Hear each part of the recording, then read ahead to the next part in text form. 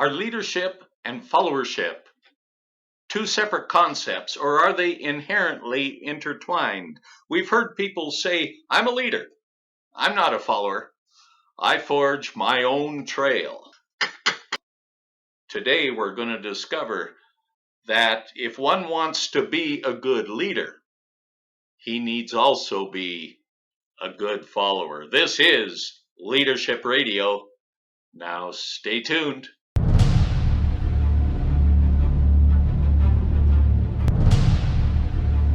Welcome back to our program. I'm your host, Kerry Southorn. We really appreciate you stopping by Leadership Radio today. And if you haven't already done so, how about becoming part of our family of listeners by hitting the subscribe button and ringing the bell so that you don't miss future episodes of Leadership Excellence. Today, the topic, the importance of followership to being a good leader.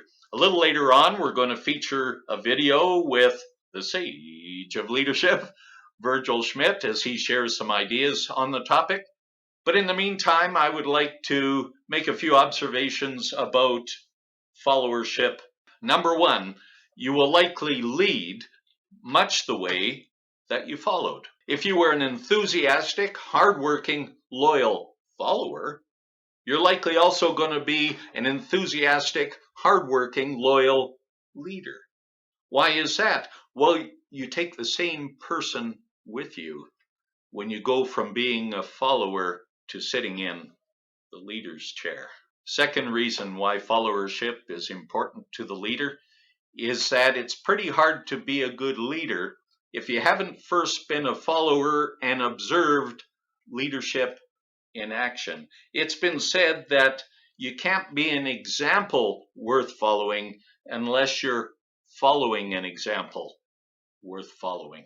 Third point, why followership is important to leadership is that, let's just consider for a moment, we're all following a certain set of standards, beliefs, of ethics and morals that we guide our behavior by. And so in that sense, we have to be good followers of good standards. Point number 4 about followership is that good followers are more likely to win the respect of their peers. I'd like here to refer to an article by the Harvard Business Review. I'll put a link down below, but they did a study of 218 Royal Marine recruits, and they observed the group that considered themselves natural-born leaders versus the group who called themselves good followers. And at the end of the day, when they asked the Marines who they considered to be good leaders, they responded that the ones who saw themselves as good followers were better leaders because they concentrated on getting things done versus getting their own way. They felt that some of the natural born leaders per se fell in love with their own image. And that's a good way to get your followers to fall out of love with you.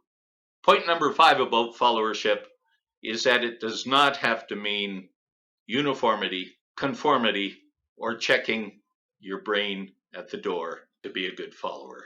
Now for the dialogue with Dr. Schmidt from San Antonio. Thanks for stopping by, and we'll see you next time, folks. So Vergil, in your judgment, how important is it for future leaders to first become great followers? You know, Kerry, to me, it's absolutely critical.